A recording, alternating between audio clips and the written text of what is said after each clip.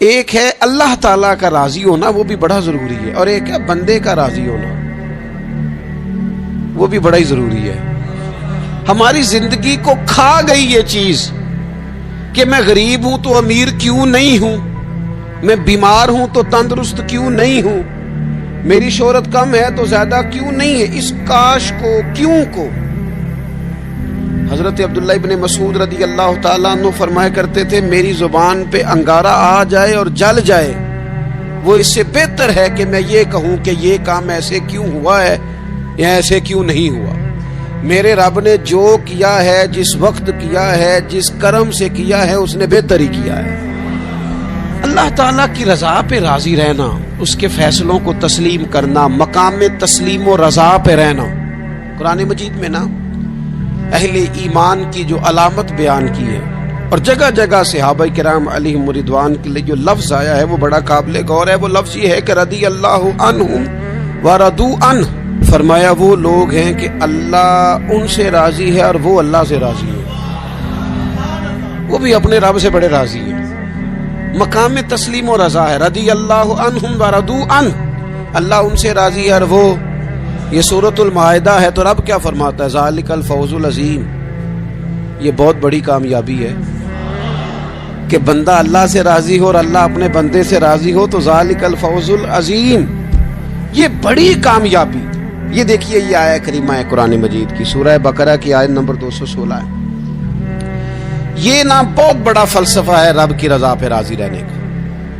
یہ آیہ کریمہ میں سمجھتا ہوں اگر کسی بندے کو پوری طرح یہ سمجھ آ جائے نا، تو پھر عقیدہ توحید بھی پکا ہو جائے گا، اس کا نظریہ اپنے رب کی رضا پہ مستحکم ہو جائے گا۔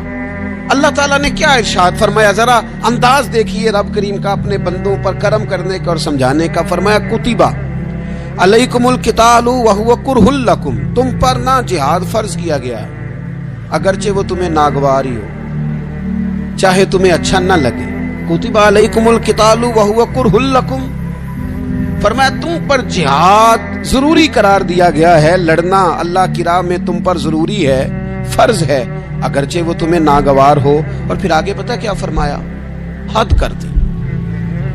بڑی بڑی دنیا میں لوگ معرفت ڈھونڈ کے لائیں گے پر دم توڑ جائے گی۔ کیا سمجھایا ہے اور کیا معرفت دی ہے اپنے بندے کو۔ اللہ کریم نے ارشاد فرمایا وَعَسَىٰ أَن تَكْرَهُوا شَيْئًا، فرمایا قریب ہے کہ کوئی بات تمہیں بری لگے، وَهُوَ خَيْرٌ لَكُمْ، اور وہی تمہارے لیے بہتر ہو۔ اور جب آپ وقت دیتے ہیں تو بہت سارے معاملات ٹھیک ہو جاتے ہیں۔ حضرت عمار بن یاسر بڑا شروع میں کلمہ پڑھا، ان لوگوں نے بڑی تکلیفیں اٹھائیں جنہوں نے آغاز اسلام میں کلمہ پڑھا، حالات اور طرح کے۔ حضرت عمار بن یاسر رضی اللہ تعالیٰ عنہ فرماتے ہیں کہ بڑی تکلیف دیتے۔ حضرت عمار بن یاسر رضی اللہ تعالیٰ عنہ کی جو والدہ ہیں وہ اسلام کی پہلی شہیدہ ہیں، حضرت سمیہ ان کا نام تھا، اسلام کی پہلی شہیدہ۔ ان کے زیر ناف ابو جہل نے نیزہ مار کے انہیں شہید کر دیا۔ حضرت عمار بن یاسر رضی اللہ تعالیٰ عنہ فرماتے ہیں کہ میرے والد کو اتنی تکلیفیں دی گئیں کہ وہ ان اذیتوں کی وجہ سے ہی دنیا سے پردہ کریں۔ حضرت عمار بن یاسر کو خود کافر اتنا مارتے تھے کہ وہ اپنے حواس کھو بیٹھتے تھے اور ایسی باتیں کرتے تھے کہ سمجھ نہیں آتی تھی کہ یہ عمار بن یاسر بول رہے ہیں۔ اتنی سخت اذیت دیتے، اتنی سخت۔ دکھ قبول محمد بخشا، راضی رہن پیارے، دکھ قبول محمد بخشا، بس راضی رہن۔ اتنی تکلیف دیتے کہ حضرت عمار بن یاسر حواس کھو بیٹھتے، تکلیف میں آتے، بڑا سہا، بڑا برداشت کیا۔ ایک دن میرے رسول پاک تشریف لائے اور حضور نے کہا او آل یاسر، میں تمہیں مبارک دینے آیا ہوں، رب کریم نے تمہارے لیے جنت میں مکان بنا دیے ہیں۔ حضور نے تمہارے لیے، اللہ نے تمہارے لیے جنت میں مکانات، تمہیں مبارک، تمہاری اذیتیں، تمہاری تکلیفیں، تمہارے درد، تمہاری راتیں کام آ گئیں۔ مالک نے تمہارے لیے مکانات بنا دیے ہیں، حالات ٹھیک کر دیے ہیں، طبیعتوں میں بہتری آ گئی ہے۔ میرے محبوب کریم رؤوف الرحیم سید عالم نور مجسم شفیع معظم آقا دو عالم صلی اللہ تعالی علیہ وسلم نے انہیں خوشخبری سنا دی. حضرت عمار کہتے ہیں پھر حالات بدلے. پھر میں نے جو مجھے اذیتیں دینے والے تھے میں نے انہیں گڑھوں میں گرتے دیکھا. آپ فرماتے ہیں ابو جہل کی لاش اٹھانے والا بھی بدر میں کوئی موجود نہ تھا. اور ابو لہب جو مجھے تکلیفیں دیتا تھا وہ مکے کے چوک میں مرا ہوا پڑا تھا, پر کوئی اس کے قریب جانے والا بھی موجود نہ تھا, کوئی نہیں تھا. آپ فرماتے ہیں وہ حالات بھی. حضرت عمار کا اپنا کیا حال ہوا؟ حضرت خالد بن ولید رضی اللہ تعالیٰ عنہ بڑے بہادر ہیں. حضور نے فرمایا یہ اللہ کی تلوار ہے, یہ اللہ کی. بڑے بہادر تھے, بڑے شیر دل تھے. فرماتے ہیں کبھی معذرت نہیں کرنی پڑی, کبھی جھکنا نہیں پڑا, کبھی کسی کی منت نہیں کی. اللہ نے طاقت اتنی عطا فرمائی تھی, ہمت, حوصلہ, صبر, استقامت اتنا دیا, کبھی کسی جگہ پشت نہیں لگی. لیکن فرماتے ہیں کسی وجہ سے نا ایک دن میرا عمار بن یاسر کے ساتھ کسی بات پہ اختلاف رائے ہو گیا. جناب عمار بن یاسر رضی اللہ تعالی عنہ, حضرت عمار بن یاسر کہتے ہیں کہ حضرت خالد بن ولید کے ساتھ, جناب خالد بن ولید کہتے ہیں میری ان کے ساتھ نا کسی بات میں اختلاف رائے ہو گیا. تو میں اب دلیر آدمی تھا, شیر آدمی تھا, کبھی جھکا نہیں تھا, کبھی کوئی معاملہ نہیں ہوا تھا, کبھی کوئی ایسی بات نہیں ہوئی تھی. آپ فرماتے ہیں جب رائے کا اختلاف ہو گیا نا, بات ذرا آگے بڑھ گئی تو نبی کریم صلی اللہ علیہ وسلم تک بات پہنچی. تو میرا یہ خیال تھا کہ حضور میری بھی سنیں گے, عمار بن یاسر کی بھی سنیں گے, پھر حضور کوئی فیصلہ کریں گے, پر قربان جاؤں وقت بدل گیا ہے نا. اب بہت بڑے چودھری ہیں, بڑے سردار ہیں, بڑے سپہ سالار ہیں حضرت خالد بن ولید, پر وقت بدل گیا. تو حضرت خالد بن ولید کہتے ہیں جب میں نے نبی کریم کی بارگاہ میں بات عرض کی, حضور تک بات پہنچی, تو میرے مصطفیٰ نے موٹی سی بات ارشاد فرمائی. رسول کریم فرمانے لگے بھئی بات نال برابر سورج ٹردا, نال برابر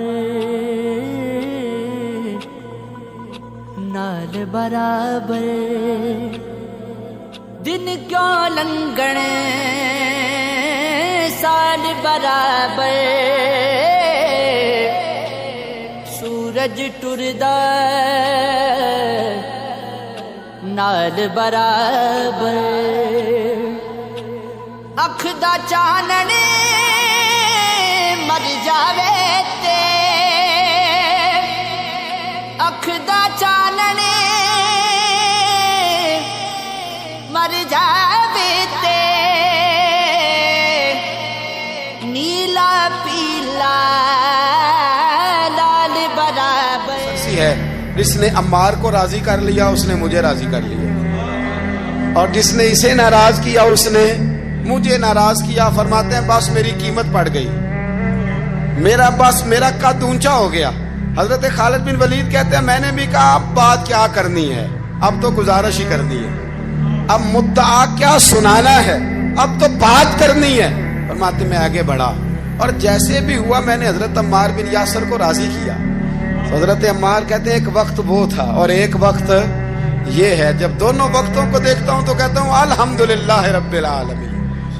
یہ ساری تعریفیں اس رب کے لیے ہیں جو تمام جہانوں کو پالنے والا. وقت دیں معاملات کو, ٹائم دیں. آپ دیکھیں اللہ تبارک و تعالی بڑا کریم ہے, وقت کے ساتھ جب چیزیں تبدیل ہوتی ہیں اپنے ٹائم کے. حضرت بلال حبشی رضی اللہ تعالی, بڑا مشکل نہیں, اکیلا آدمی, غریب آدمی, مکے کے سارے سرداروں کے قابو آ گیا. حضرت حسان میں نے خود اپنی آنکھوں سے دیکھا, حضرت بلال کے گلے میں رسی ڈال کے بچے کھینچا کرتے تھے. یار خاصا مشکل کام نہیں. امیہ بن خلف ڈنڈوں سے مارتا ہے, آپ کے ہاتھ اور پیر چارپائی کے نیچے رکھ کے تو اوپر بیٹھے رہتے بڑی بڑی دیر. بڑی تکلیف نہیں, بڑی اذیت نہیں. لیکن حضرت بلال حبشی فرماتے ہیں پھر میں نے وہ سارے دکھ مٹتے دیکھے. وقت بیت گیا. وہی امیہ بن خلف ایک دن گھوڑے پہ تھا, گھوڑے اپنے کو تیار کر رہا تھا, لگام ڈال رہا تھا. حضور علیہ السلام گزرے تو فرمایا کیا کر رہے ہو؟ کہنے لگے اس گھوڑے پر بیٹھ کے آپ کو شہید کروں گا. تو حضور فرمانے لگے تیاری کر لے, تجھے قتل میں نہیں کرنا ہے. پھر جنگ کے موقع پہ نا ہلکی سی خراش لگائی رسول پاک نے اسے, یہاں گلے پہ، تڑپتا تھا، روتا تھا، سسکتا تھا.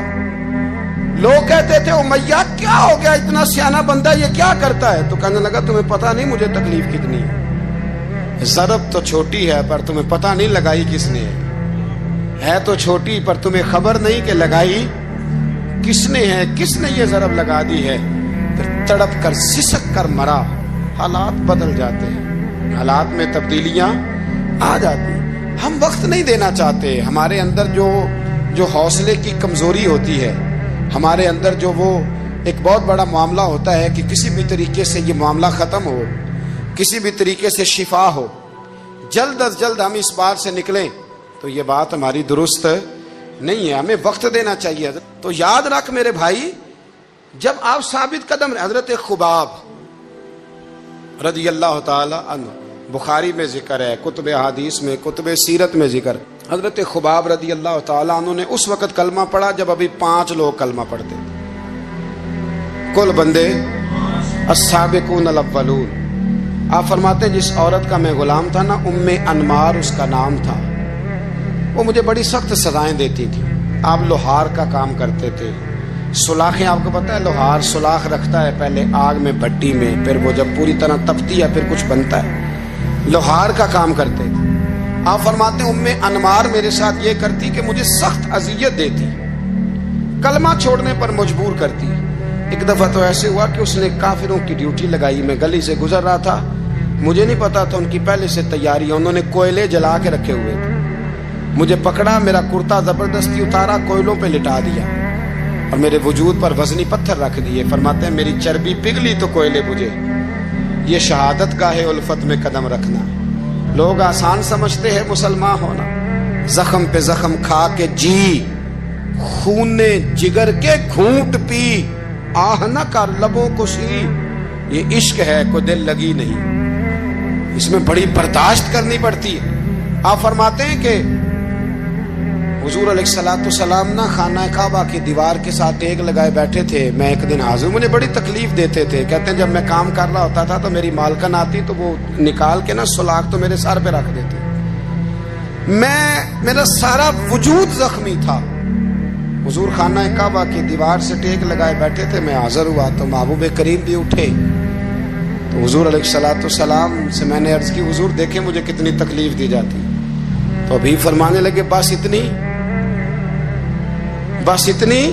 فرمایا تم سے پہلے لوگوں کے سروں پر آرے رکھ کے 2 حصوں میں چیر دیا جاتا تھا. لوہے کی کنگھیوں سے ان کے وجود ادھیڑ دیے جاتے تھے، پر وہ سی نہیں کرتے تھے، اف نہیں کرتے تھے. میں خبردار بس اتنی. اور پھر میرے حضور نے ہاتھ اٹھائے، کہا اے اللہ خباب کی مدد فرما.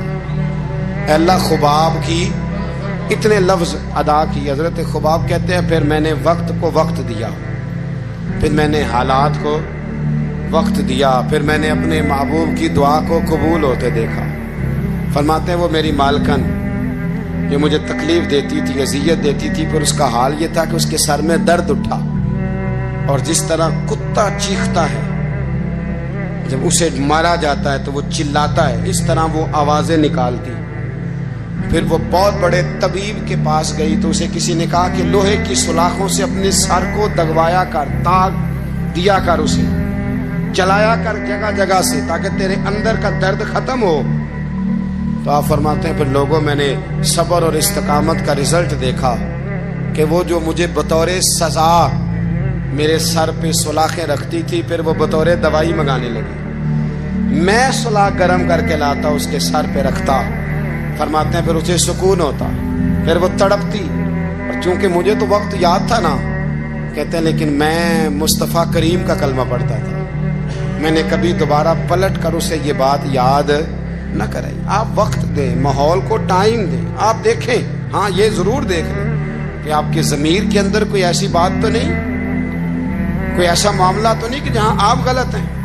اور اگر ایسا نہیں پھر آپ وقت دیں آنے والے اسباب کو. ہم نہ بڑی جلدی ہے، ہمیں دعا کرائی ہے تو آج شام تک مسئلہ ٹھیک ہونا چاہیے، دعائی کھائی ہے تو تب یہ شام تک ٹھیک ہونی چاہیے. اگر ہم راہ حق کے مسافر ہیں تو شام کو ہمیں قرب الہی مل چکا ہو، حضور کی بارگاہ کے ہم حضوری ہو چکے ہیں. ایسا نہیں ہے. آپ وقت دیں، سفر کو جاری رکھیں. तसलसल के साथ सफर करें। सफर के लिए जितने असबाब की जरूरत है वो सारे इकट्ठे करें, मेहनत पूरी करें, जद्दोजहद पूरी करें, हिम्मत पूरी करें, लेकिन फिर नतीजा अपने रब करीम पे छोड़ दें।